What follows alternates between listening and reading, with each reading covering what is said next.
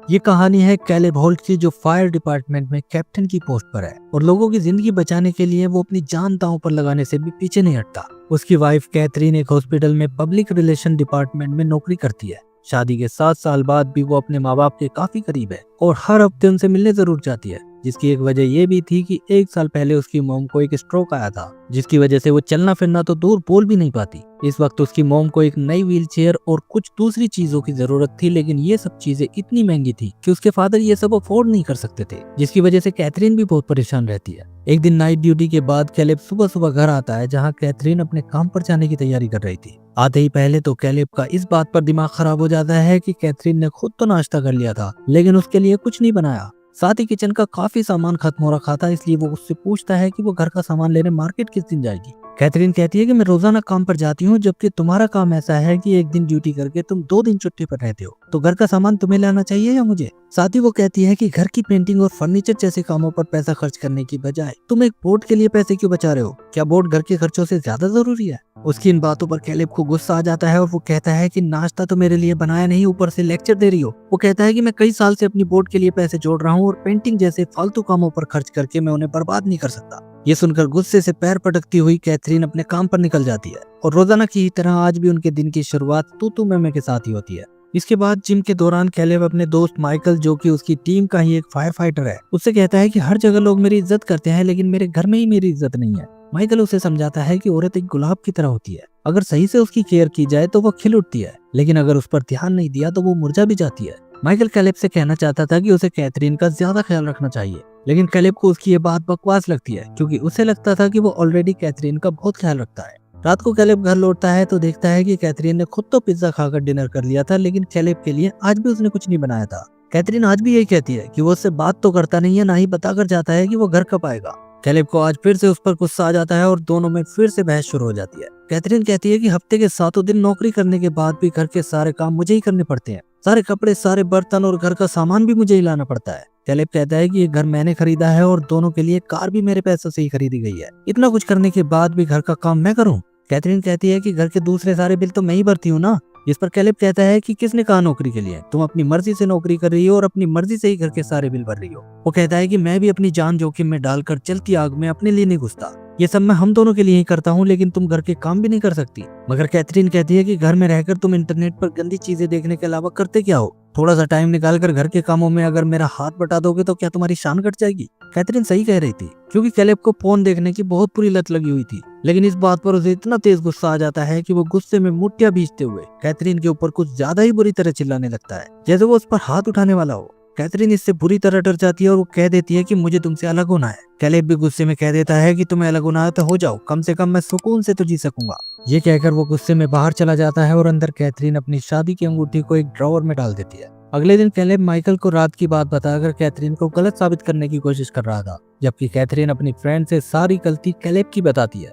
Caleb को लगता था कि उनका रिश्ता बिल्कुल ठीक चल रहा था, फिर अचानक कैथरीन उससे बदतमीजी करने लगी। वो कहता है कि कैथरीन मेरी जरा सी भी इज्जत नहीं करती और कुछ कह देता हूँ तो जरा सी बात पर रोने लगती है, जबकि कैथरीन के हिसाब से उनके रिश्ते में काफी पहले से दरार आई हुई थी। वो कहती है कि कैलेब उसे बिल्कुल भी नहीं समझता, वो उसकी जरूरतों का ख्याल नहीं रखता और बार बार कहने पर भी उसकी कोई बात नहीं सुनता। दोनों एक दूसरे की गलती बता रहे थे, लेकिन एक बात वो दोनों एक ही तरह से कहते हैं कि अब वो एक साथ नहीं रह सकते। मगर कैथरीन अपनी फ्रेंड्स को बता दिया कि मैं घर से नहीं जाऊंगी, क्योंकि इस घर से अगर कोई निकलेगा तो वो कैलेब निकलेगा, मैं नहीं। इसके बाद कैलेब अपने ऑफिस में होता है तो उसके फोन पर उसके डैड की कॉल आती है। वो उन्हें बता देता है कि कैथरीन और मैं जल्दी ही डिवोर्स लेने वाले हैं, क्योंकि अब वो मेरे साथ नहीं रहना चाहती। वो अपने डैड से बात कर ही रहा था कि तभी एक वार्निंग अलार्म चालू हो जाता है, जो कि शहर में कहीं रेस्क्यू अलर्ट के लिए था। कैलेब अपनी टीम के साथ जल्दी से एक कार एक्सीडेंट स्पॉट पर पहुंच जाता है, जहां रेस्क्यू के दौरान कैलेब का दोस्त माइकल ट्रेन की चपेट में आने से बाल बाल बचता है। अगले दिन कैलेब से मिलने उसके मॉम डैड घर पर आ जाते हैं। वो उन्हें बताता है कि कैथरीन मुझसे ढंग से बात तक नहीं करती। मैं घर में एंटर होता हूँ और वो झगड़ा करना शुरू कर देती है, जैसे मैं उसका कोई दुश्मन हूँ। ये सुनकर कैलेब की मॉम उसे समझाने लगती है कि कैथरीन को हम अच्छी तरह जानते हैं, वो बिना वजह के झगड़ा नहीं कर सकती। उनकी इस बात पर वो गुस्से में कहता है कि आप तो उसकी साइड ले रही हो। कैलेब अपनी मॉम को ज्यादा पसंद नहीं करता था, क्योंकि उसे लगता है कि बचपन से आज तक वो हर बात पर उसी की गलती निकालती रहती है। कैलेब कहता है कि क्या घर के काम करने से ही मैं एक अच्छा हस्बैंड बनूंगा? मैं सब नहीं कर सकता, क्योंकि मेरे ऊपर भी मेरे काम का बहुत ज्यादा प्रेशर रहता है। कैलेब की मॉम उसकी हेल्प करना चाहती थी, लेकिन कैलेब को उसके और उसके डैड के बीच में अपनी मॉम का दखल देना बिल्कुल भी अच्छा नहीं लगता, इसलिए वो अपने डैड से बात करने के लिए उन्हें बाहर ले जाता है। कैलेब के डैड उसे समझाते हैं कि तुम्हें कोर्ट में विश्वास रखना चाहिए, वही तुम्हारे और कैथरीन के बीच की दूरियों को ठीक करेंगे। वो बताते हैं कि किसी वक्त मेरी हालत भी बिल्कुल तुम्हारी जैसी थी, लेकिन गॉड ने मेरी मदद की और तुम्हारी मॉम के साथ मेरा रिश्ता आज भी बहुत अच्छा है। कैलेब उनसे कहता है कि मेरी प्रॉब्लम आपकी प्रॉब्लम से अलग है, उसमें गॉड कुछ नहीं कर सकते हैं। उसके डैड जानते थे कि कैलेब गॉड में ज्यादा विश्वास नहीं करता, इसलिए अब वो उससे पूछते हैं कि अपने रिश्ते को बचाने के लिए क्या तुम कुछ नहीं करोगे। कैलेब कहता है कि ये मेरा नहीं बल्कि कैथरीन का फैसला है, मैं इसमें कुछ नहीं कर सकता। उसे डिवोर्स चाहिए, मैं डिवोर्स दे दूंगा, बस मुझे शांति से जीना है। वैसे भी कैथरीन ने डिवोर्स पेपर साइन कर दिए हैं और कल मैं भी अपने वकील से बात करूंगा। कैलेब की बातें सुनकर उसके डैड समझ गए थे कि वो अपने रिश्ते को सुधारने के लिए कोई भी कोशिश नहीं करेगा, इसलिए जाते वक्त वो उससे कहते हैं कि तुम्हें मेरी बात मानकर सिर्फ 40 दिन तक डिवोर्स की पेपर्स पर साइन नहीं करना है, उसके बाद तुम जो चाहे कर सकते हो। कैलेब उनकी ये बात भी नहीं सुनना चाहता था, लेकिन वो कहते हैं कि अपने रिश्ते के लिए नहीं तो मेरे लिए बस 40 दिन रुक जाओ। कल मैं तुम्हारे पास कोई चीज भेजूंगा जिसमें कुछ ऐसा लिखा है जो कि तुम्हें पूरे 40 दिन करना है। आखिर अपने डैड की खातिर कैलेब अब डिवोर्स के प्लान को 40 दिन के लिए कैंसिल करने के लिए तैयार हो जाता है। दूसरी तरफ कैथरीन अपने काम पर ब्रेक टाइम में लंच के लिए बैठी हुई थी। तभी वहाँ पर केलर नाम का हॉस्पिटल का एक डॉक्टर उसके साथ वाली कुर्सी पर आकर बैठ जाता है और मीठी मीठी बातों से उसकी तारीफ करने लगता है।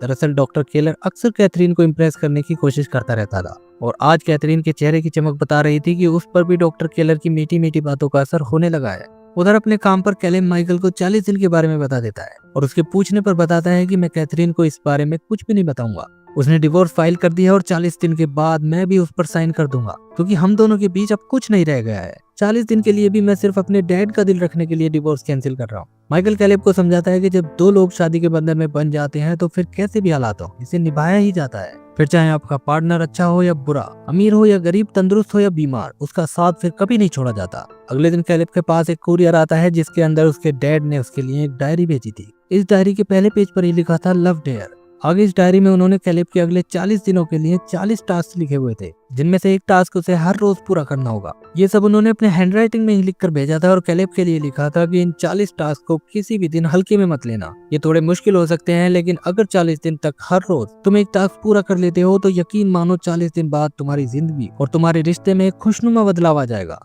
अब पहले दिन के लिए इसमें लिखा था कि तुम्हें अपने पार्टनर को कोई भी नेगेटिव बात नहीं बोलनी है। अगर ऐसा ना कर सको तो बस चुप रहो, चाहे वो कुछ भी कहती रहे। हर टास्क के साथ ही उसके डैड ने बाइबल का भी रेफरेंस दिया था। कैलेब इन बातों को मानता तो नहीं था, लेकिन उसके डैड ने सिर्फ 40 दिन का वक्त मांगा था, जिसके लिए उसने उनसे वादा भी कर लिया था। इसलिए वो उस डायरी की हर एक बात को फॉलो करने के लिए तैयार हो जाता है। अब अगले दिन काम पर जाते वक्त वो कैथरीन से कहता है कि तुम मेरे कपड़े ड्राई क्लीनिंग के लिए ले जा सकती हो क्या। लेकिन कैथरीन उसे सीधा जवाब दे देती है कि तुम पिछले 2 दिन से घर में बैठे थे, इसलिए तुम्हें अपना ये काम पहले ही कर लेना चाहिए था।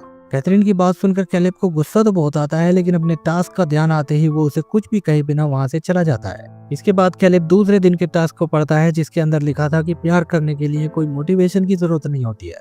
ये सोचकर प्यार नहीं होता है कि हमें कोई रिवॉर्ड मिलेगा, बल्कि प्यार तो बिना किसी मोटिवेशन, बिना किसी रिवॉर्ड की उम्मीद के किया जाता है। इसलिए आज कैलेब को शांत रहने के साथ साथ कोई एक ऐसा काम करने को कहा जाता है जिसे करने से ऐसा लगे कि आप अपने पार्टनर की सच में कदर करते हैं। कैलेब को ये लव डेयर टास्क बहुत अजीब और फालतू का काम लग रहा था, लेकिन अपने डैड के लिए वो अगली सुबह कैथरीन के लिए कॉफी बनाता है और उससे कहता है कि मैंने तुम्हारे लिए कॉफी बना दी है। लेकिन वो कहती है कि मेरे पास कॉफी पीने का टाइम नहीं है, और ये कहकर वो अपने काम पर निकल जाती है, जिसे देखकर कैलेब हैरान रह जाता है कि इतना अच्छा काम करने का भी ये सिला मिल रहा है। वो गुस्से में सारी कॉफी किचन के सिंक में डाल देता है। तीसरे दिन के लिए डायरी में लिखा था कि तुम्हें आज अपने पार्टनर के लिए कोई ऐसी चीज खरीदनी है जिससे लगे कि आज तुम अपने पार्टनर के बारे में ही सोच रहे थे। इसलिए पिछले दिन के रिजल्ट को भुलाकर कैलेब कैथरीन के लिए कुछ फूल और चॉकलेट ऑर्डर करता है, लेकिन वो सारी चीजें सस्ती वाली खरीदता है क्योंकि उसे मालूम था कि इनका कोई फायदा नहीं होने वाला। उसका अंदाजा सही निकलता है और जब कैथरीन रात में काम के बाद घर आती है तो टेबल पर अपने लिए रखे फूल और चॉकलेट को देखकर पहले तो हैरान होती है और फिर गुस्से में इन्हें इग्नोर करके अपने रूम में चली जाती है। इसके बाद अगले दिन के टास्क के लिए कैलेब कैथरीन को उसके काम के वक्त फोन करता है,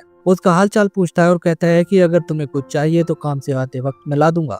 कैथरीन हैरान होकर उससे कहती है कि तुमने आज तक मुझसे ये बात नहीं पूछी, फिर आज क्या बात है। कैलेब उसे कुछ नहीं बता पाता क्योंकि ये सब वो उसके लिए नहीं बल्कि अपने डैड के लिए कर रहा था। आखिर कैथरीन उसे कह देती है कि मुझे किसी चीज की जरूरत नहीं है। इस तरह कैलेब अपने चौथे दिन का टास्क भी पूरा कर लेता है, लेकिन कैथरीन को अचानक उसका ये अजीब बर्ताव देखकर उसके ऊपर कुछ शक होने लगता है। वो इस बारे में अपनी फ्रेंड को बताती है, जो कैथरीन को कुछ इस तरह भड़काती है जिससे घर आते ही आज वो कैलेब से कहती है कि मुझे पता है तुम क्या करने की कोशिश कर रहे हो। तुम ये सारी चीजें इसलिए कर रहे हो ताकि डिवोर्स के टाइम तुम ज्यादा प्रॉपर्टी ले लो, लेकिन ऐसा नहीं होगा। तुम्हें अपने हिस्से से एक पैसा भी ज्यादा नहीं मिलेगा। इस बात पर कैलेब भी आज अपने गुस्से पर कंट्रोल नहीं कर पाता और वो गुस्से में कहता है कि ये सब मैं प्रॉपर्टी के लिए नहीं बल्कि तुम्हारी रिस्पेक्ट पाने के लिए कर रहा था। लेकिन कैथरीन कहती है कि रिस्पेक्ट ही पानी है तो फिर तुम ये क्या कर रहे थे। दरअसल कैथरीन जब घर आई थी तो उस वक्त कैलेब इंटरनेट पर पोर्न देखने में लगा हुआ था, इसलिए उसे चुप रहना पड़ता है, वरना झगड़ा आज बहुत पड़ सकता था। कैथरीन उससे कहती है कि इस तरह गंदे काम करने वाले इंसान की मैं कभी इज्जत नहीं कर सकती। ये कहकर वो अपने रूम में चली जाती है और कैलेब को इतना तेज गुस्सा आता है कि वो अपने डैड को कॉल करके कहता है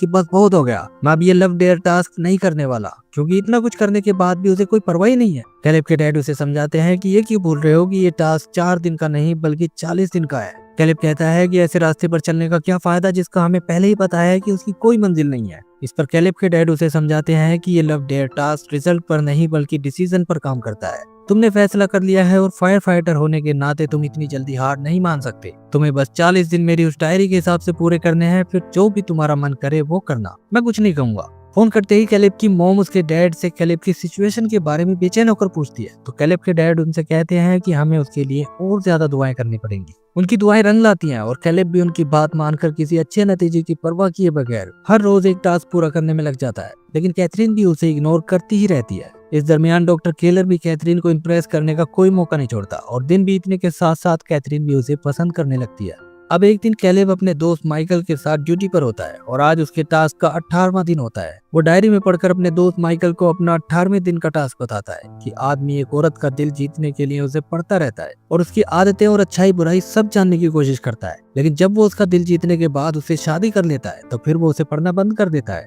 मगर वो ये भूल जाता है कि एक औरत को पढ़ना जितना शादी से पहले जरूरी होता है उतना ही शादी के बाद भी होता है। इसलिए ये प्रोसेस उसे जिंदगी भर नहीं छोड़नी चाहिए और रोजाना अपने पार्टनर के बारे में कुछ न कुछ नया जानने की कोशिश करते रहना चाहिए। माइकल के पूछने पर वो बताता है कि आज रात मैं उसके लिए कैंडल लाइट डिनर रखूंगा और उसे जानने के लिए डिनर के दौरान ही उससे कुछ सवाल पूछने की कोशिश करूंगा। रात में कैलेब डिनर की सारी तैयारियां कर लेता है और डिनर टेबल के पास खड़े होकर कैथरीन के आने का इंतजार करने लगता है। कैथरीन आती है और कैलेब चेहरे पर एक मुस्कुराहट लिए उसकी ओर देखने लगता है। ये सब देखकर वो पहले तो बिना कुछ कहे अपने रूम में चली जाती है, मगर आज फिर से वो कैलेब के इस नाटक में नहाने का ही फैसला करती है और बाहर आकर उससे कहती है कि आखिर तुम ये सब क्यों कर रहे हो। तुम एक बात अच्छी तरह समझ लो कि अब मैं तुमसे प्यार नहीं करती। और इतना कहने के बाद वो फिर से अपने रूम में चली जाती है। मगर कैथरीन के इस रवैये से कैलेब को आज एक गहरी चोट लगती है। 18वें दिन तक आते आते वो इन सारे टास्क को पूरे दिल से करने लग गया था, लेकिन आज उसका सब्र टूट जाता है। उसकी आंखों से आंसू बाहर निकलने की जोरदार कोशिश कर रहे थे, लेकिन वो इन्हें रोक लेता है और ये सब खत्म करने के लिए अपने डैड को कॉल करता है। उसके डैड उसे समझाने की काफी कोशिश करते हैं कि अब वो आधे रास्ते तक आ गया है, लेकिन जब कैलेब आज उनकी कोई बात नहीं मानता तो अगले दिन वो उससे मिलने के लिए घर आ जाते हैं और काफी वक्त तक उसकी बातें सुनने के बाद कहते हैं कि लगता है तुम सिर्फ उस डायरी में लिखे टास्क को ही पढ़ते हो, उसके नीचे लिखे बाइबल के वर्सेस तुम नहीं पढ़ते। वो उसे समझाते हुए कहते हैं कि तुम्हें ये टास्क पूरे करने के साथ साथ कोर्ट से भी हेल्प मांगनी चाहिए। कैलेब कहता है कि आप अच्छे से जानते हैं कि मैं गॉड के चक्करों में नहीं पड़ना चाहता, वैसे भी गॉड का इस सबसे क्या लेना देना। मैं कैथरीन को पिछले कुछ दिनों से प्यार दिखाने की कोशिश कर रहा हूँ, लेकिन वो फिर भी मुझे बुरी तरह रिजेक्ट किए जा रही है। एक इंसान हमें बार बार रिजेक्ट किए जा रहा है, ये जानते हुए भी हम उससे कैसे प्यार कर सकते हैं। कैलेब की ये बात सुनकर उसके डैड कहते हैं कि ये तुमने अच्छा सवाल पूछा है और इसका जवाब ये है कि हम वो चीज किसी को कैसे दे सकते हैं जो हमारे पास है ही नहीं। फिर वो उसे समझाते हैं कि हम गॉड को भी हर बार रिजेक्ट करते हैं, लेकिन फिर भी वो हमें प्यार करना बंद नहीं करते, क्योंकि वो सच में हमें प्यार करते हैं। ये कहकर वो कैलेब को गले लगा लेते हैं। कैलेब के ऊपर भी अपने डैड की बातों का गहरा असर होता है। आज उसे प्यार का असली मतलब समझ में आ गया था, इसलिए वो फैसला कर लेता है कि कैथरीन चाहे कितना भी उसे रिजेक्ट करे, फिर भी वो उसे प्यार करना नहीं छोड़ेगा। कैथरीन के ये कहने के बाद कि वो उसे प्यार नहीं करती, कैलेब को बहुत गहरी चोट पहुंची थी, लेकिन इस बात से उसे ये भी एहसास हुआ था कि वो अभी भी कैथरीन से बहुत प्यार करता है और अगर उनका डिवोर्स हो गया तो बाद में वो बहुत पछताएगा।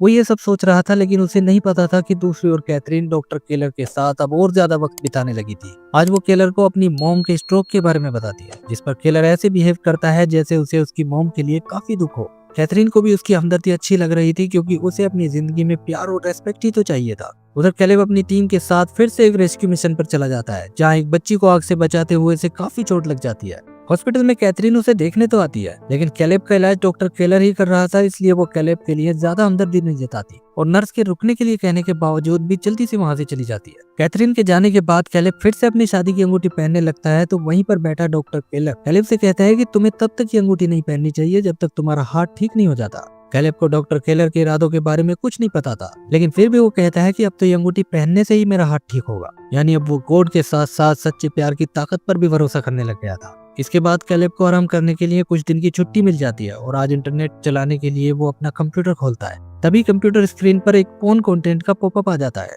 क्योंकि वो अक्सर इंटरनेट पर यही चीजें देखता था। लेकिन आज कैलेब अपने आप को इसे देखने से रोकने की पूरी कोशिश करता है, मगर जब उसे इसमें बहुत मुश्किल होती है तो वो अपने डैड की डायरी उठाकर अपना आज यानी 23वें दिन का टास्क पढ़ने लगता है। इत्तेफाक से 23वें दिन का उसका टास्क भी उसकी इसी प्रॉब्लम से जुड़ा था। इसमें लिखा था कि कभी कभी प्यार के अंदर कोई पैरासाइट लग जाता है, जो कि किसी बुरी आदत जैसे गैम्बलिंग, ड्रग्स और पोर्नोग्राफी के रूप में हो सकता है। अगर जल्द से जल्द इसे दूर नहीं किया गया तो ये पैरासाइट दो लोगों के बीच के प्यार को धीरे धीरे खत्म कर देता है। इसे पढ़कर कैलेब अपने कंप्यूटर की तरफ देखता है और आज वो अपने कंप्यूटर को बाहर ले जाकर उसे तोड़ देता है। काम के बाद घर आने पर कैथरीन कैलेब के कंप्यूटर को टूटा हुआ देखकर हैरान रह जाती है। वो अंदर जाती है तो कंप्यूटर की टेबल पर उसे फूलों के गुलदस्ते के साथ एक नोट भी मिलता है, जिस पर कैलेब ने लिखा था कि मैं तुमसे पहले से भी ज्यादा प्यार करने लगा हूँ। इसके बाद अगली सुबह जब वो सोकर उठता है तो घर में उसे कैथरीन का एक लेटर मिलता है। कैलेब खुश होकर उस लेटर को खोलता है, क्योंकि उसने आज ऐसा काम किया था जिससे कैथरीन के दिल में उसके लिए कुछ तो बदलाव आना ही चाहिए था। लेकिन जब वो लेटर को खोलता है तो इसमें डिवोर्स पेपर्स को देखकर वो अंदर से टूट जाता है। आज वो अपने आंसुओं को भी नहीं रोक पाता और अपना सर पकड़कर रोने लगता है।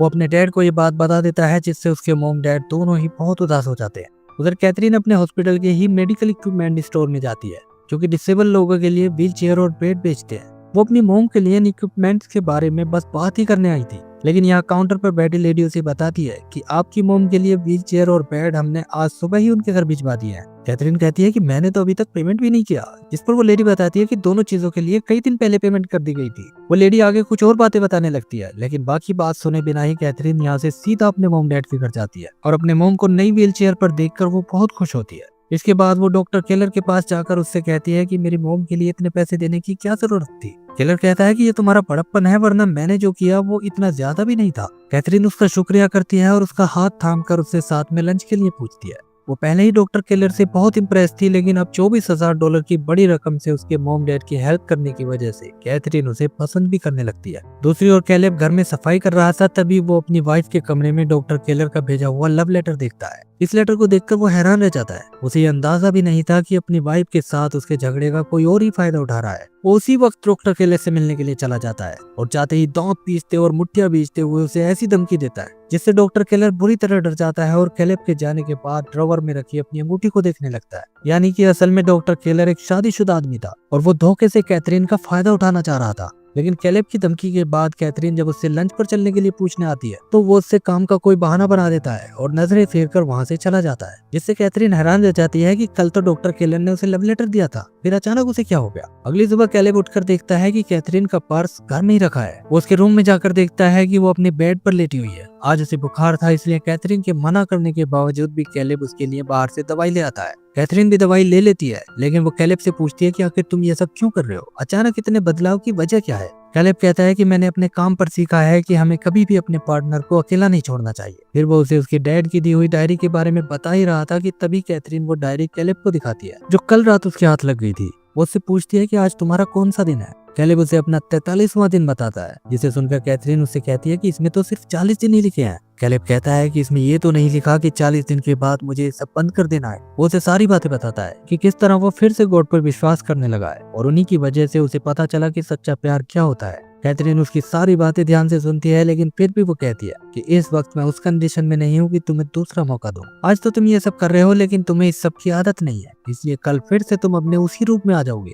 कैलेब कहता है कि ठीक है, लेकिन एक बात मेरी भी सुन लो। ये कहकर वो भीगी आंखों और कांपते होठों के साथ उससे माफी मांगता है। वो कहता है कि मैंने पिछले 7 सालों में तुम्हें बहुत परेशान किया है, लेकिन अब मुझे पता चल गया है कि मैं कितना सेल्फिश था और सिर्फ अपने बारे में सोचता था। कैलेब काफी ज्यादा इमोशनल हो जाता है और उसका ये रूप देखकर कैथरीन के भी आंखों में आंसू बह निकलते हैं। वो कहती है कि अगले हफ्ते में डिवोर्स के पेपर्स अपने वकील को देने के लिए जा रही है, इसलिए तब तक मुझे सोचने का वक्त चाहिए। कैलेब कहता है कि तुम्हें जितना भी वक्त चाहिए तुम ले लो, लेकिन इतना याद रखो कि मैं अपनी बाकी जिंदगी सिर्फ तुम्हारे साथ बिताना चाहता हूँ। इतना कहकर वो वहाँ से चला जाता है। अगले दिन कैथरीन फिर से उस मेडिकल इक्विपमेंट स्टोर पर जाती है और कहती है कि मुझे अपनी मॉम के लिए बेडशीट और खरीदनी है, क्योंकि डॉक्टर केलर ने जो पैसे दिए थे उनमें बेडशीट शामिल नहीं थी। डॉक्टर केलर का नाम सुनकर स्टोर में बैठी लेडी हैरान रह जाती है और कैथरीन को बताती है कि वो इक्विपमेंट्स डॉक्टर केलर ने नहीं बल्कि आपके हस्बैंड ने खरीदे थे। डॉक्टर केलर ने तो $24,300 में से सिर्फ $300 दिए थे। ये सुनना था और कैथरीन बुरी तरह रोते हुए वहाँ से वापस चलना शुरू कर देती है। उसे अपने ऊपर गुस्सा आ रहा था क्योंकि कैलेब नाटक नहीं कर रहा बल्कि वो सच में बदल गया है। ये वही पैसे थे जो बहुत टाइम से वो अपनी बोट खरीदने के लिए बचा रहा था। उसने अपने रिश्ते को बचाने के लिए खुद को पूरी तरह बदल लिया, लेकिन मैंने उसके साथ कितना बुरा बर्ताव किया। यही सोचते हुए वो घर जाकर सबसे पहले अपनी शादी की अंगूठी पहनती है, जो कैलेब के साथ झगड़े के बाद उसने अपनी उंगली से निकाल दी थी। वो अपने आंसुओं को कंट्रोल नहीं कर पा रही थी, लेकिन फिर भी किसी तरह वो अपने आप को तैयार करने में लग जाती है। दूसरी ओर कैलेब अपने ऑफिस में होता है। तभी माइकल आकर उसे बताता है कि कैथरीन बाहर तुम्हारा इंतजार कर रही है। ये सुनते ही कैलेब जल्दी से बाहर जाता है, जहाँ एक खूबसूरत ड्रेस पहने खड़ी कैथरीन को देखकर वो हैरान रह जाता है। कैथरीन भी अपने आंसुओं को रोकते हुए उससे कहती है कि अगर ये मैंने पहले नहीं कहा तो आज कहती हूँ कि तुम बहुत ही अच्छे इंसान हो और मैंने तुम्हें माफ कर दिया है। ये सुनकर कैलेब की भी आंखें भर आती हैं, लेकिन कैथरीन यही नहीं रुकती। वो फिर कहती है कि अगर मैंने ये भी पहले नहीं कहा तो आज कहती हूँ आई लव यू। क्या तुम मेरे साथ बूढ़े होना चाहोगे? ये सुनते ही कैलेब खुश होकर कैथरीन को अपने गले से लगा लेता है और वो दोनों एक दूसरे को किस भी करते हैं, जिसे देखकर कैलेब का दोस्त माइकल भी बहुत ज्यादा खुश होता है। ये बात जब कैलेब के मॉम डैड को पता लगती है तो वो दोनों बहुत खुश होते हैं और गॉड का शुक्रिया करते हैं। इसके बाद कैलेब और कैथरीन दोनों एक दूसरे के साथ काफी खुश होते हैं और एक दिन वो दोनों कैलेब के मॉम डैड से मिलने उनके घर जाते हैं। कैलेब को लगता था कि ये लव डेयर टास्क उसके डैड ने उसकी मॉम के लिए किया होगा, लेकिन उसके डैड बताते हैं कि मैं तो तुम्हारी मॉम को छोड़ना चाहता था, लेकिन उसने मेरे लिए गॉड से बहुत ज्यादा प्रेयर की और ये लव डेयर टास्क भी उसी ने मेरे लिए किया था। उसने मुझे कभी जाने ही नहीं दिया और आज मैं तुम्हारी मॉम से बहुत ज्यादा प्यार करता हूँ। ये सुनकर कैलेब एकदम से शॉक रह जाता है और उसकी आंखों में आंसू आ जाते हैं, क्योंकि वो अपनी मॉम को बहुत गलत समझता था। उसे उनका कुछ भी कहना और फोन करना भी बिल्कुल अच्छा नहीं लगता था। अब वो दौड़ते हुए जल्दी से अपनी मॉम के पास जाता है। जाते ही वो उन्हें गले लगा लेता है और रोते हुए अपने बर्ताव के लिए उनसे माफी मांगता है। इस तरह माँ और बेटे का प्यार देखकर कैलेब के डैड और कैथरीन दोनों ही बहुत खुश होते हैं। इसके कुछ दिन बाद कैलेब और कैथरीन एक दूसरे के साथ एक बार फिर से शादी कर लेते हैं, क्योंकि उनकी जिंदगी की एक नई शुरुआत होने वाली है। उन्होंने अब समझ लिया है कि आखिर प्यार होता क्या है। प्यार किसी भी रिवॉर्ड के लिए नहीं किया जाता, बल्कि प्यार वो है जो आप किसी से बिना किसी रिवॉर्ड की उम्मीद के करते हैं और बस करते ही जाते हैं। इसी के साथ ये मूवी यहीं पर एंड हो जाती है।